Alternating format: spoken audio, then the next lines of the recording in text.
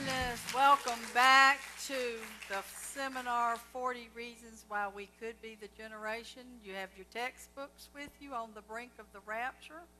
You have by this time, hopefully, you have shared your scriptures, showing your backup research on the reasons we discussed in the last session.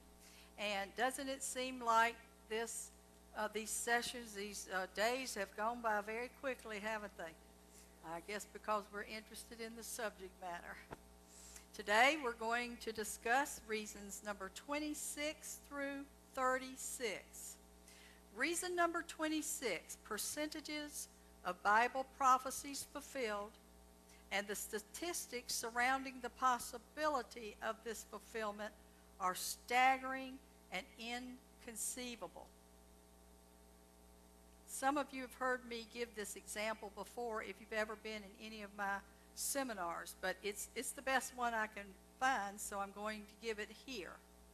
Professor Emeritus of Science at Westmont College, Peter Stoner, gave this illustration. Imagine covering the entire state of Texas with silver dollars to a level of 2 feet deep. The total number of silver dollars needed to cover the whole state would be 10 to the 17th power. Now choose just one of these silver dollars, mark it, and drop it from an airplane. Thoroughly stir all the silver dollars all over the state. Now when this has been done, blindfold a man, tell him he can go anywhere he wants all over the state of Texas, and when he's ready, he can reach down, dig in, and find that one silver dollar.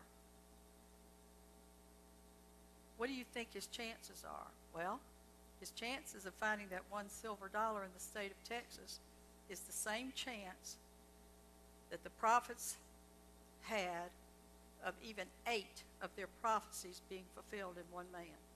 Just 8. Jesus Christ, Yeshua HaMashiach, has not only fulfilled 8 of these prophecies, but all prophecies to the letter.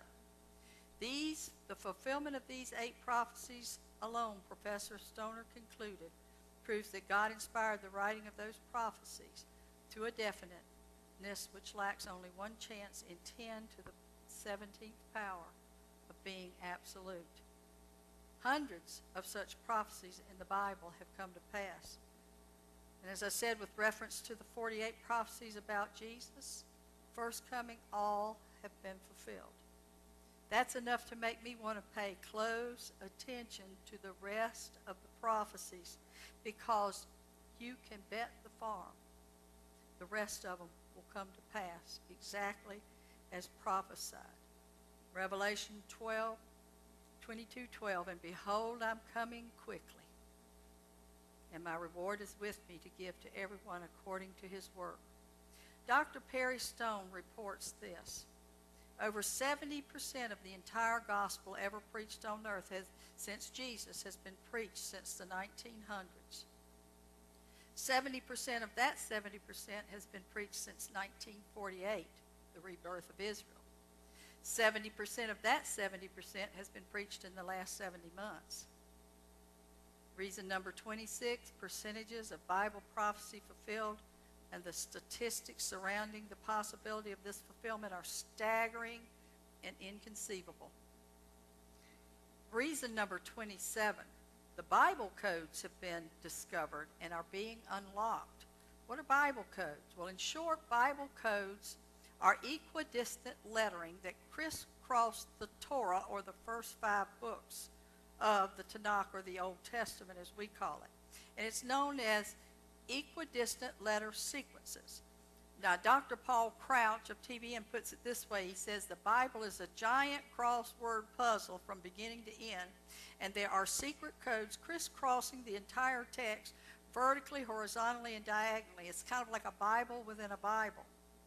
Let me give you a simplification, because that really works for my blonde brain.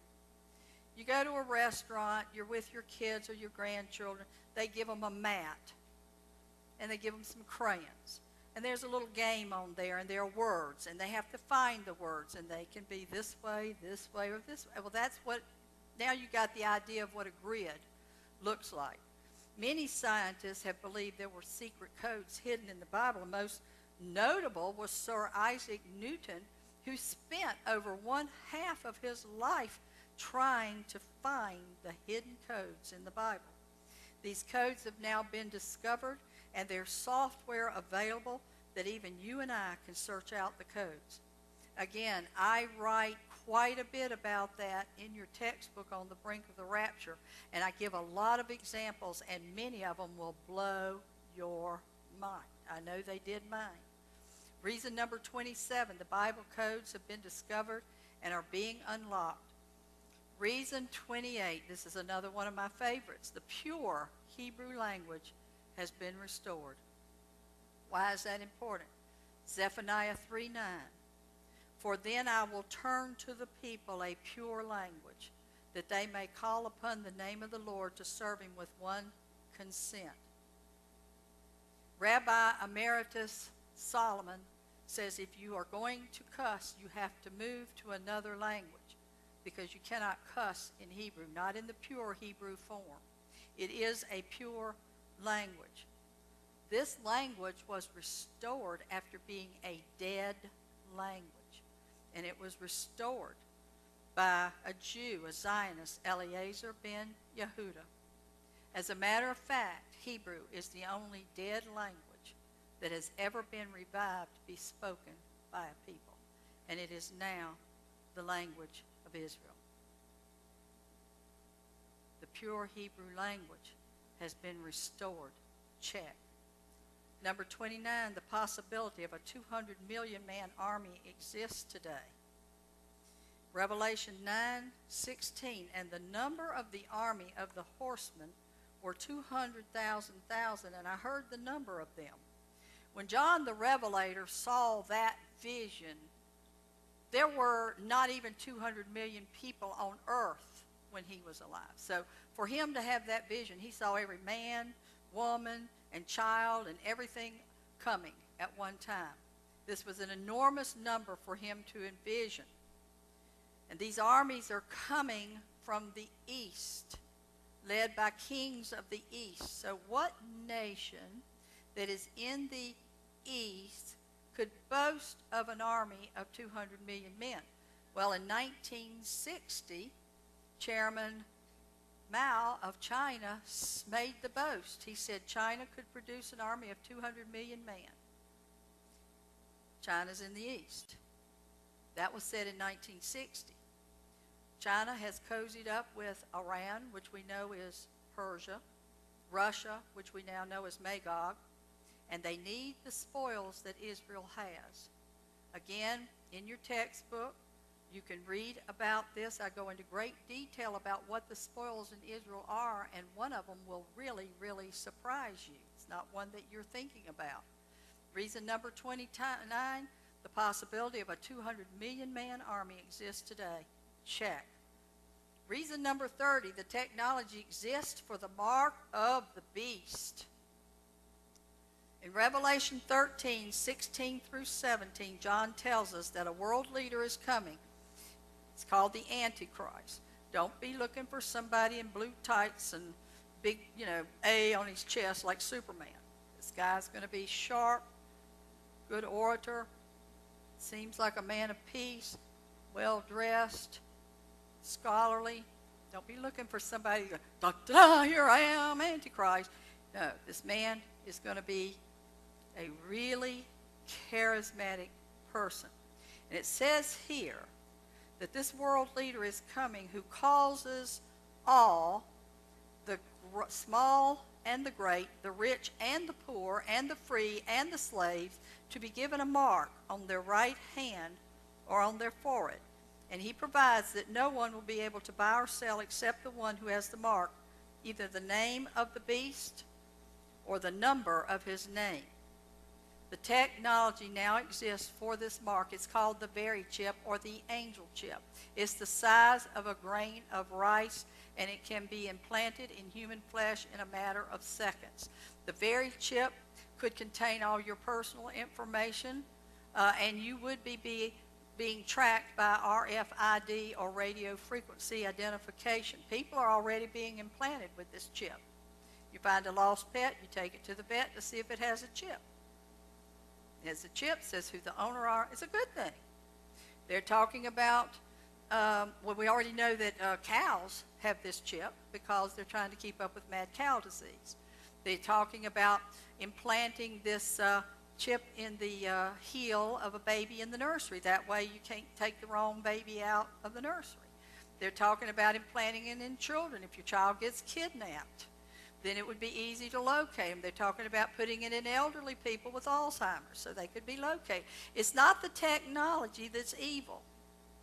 It's the use of this technology.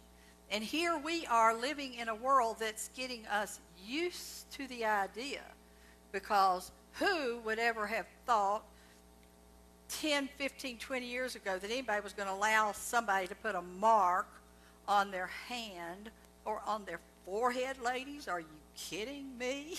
It's invisible. You won't be able to see it. And when these chips are embedded, it's very interesting. The sinews begin to wrap around it almost immediately, and it would be virtually impossible to remove it. The purpose, oh, and by the way, there is a company in Ohio that's already implanting these in their high security employees. The purpose of the mark is to show that someone worships this world leader. So the marks, the chips that are existing today implanted are not the mark of the beast. It'll only be the mark of the beast when you have to have one and you have to say that this person is God. Then it becomes the mark of the beast. So, you know, if one of you already experimented and got one, don't worry about it. It's not the mark of the beast yet. So we know that it's being used. But I'm going to tell you this, and I really emphasize this in the book. If you are left behind, do not take that mark.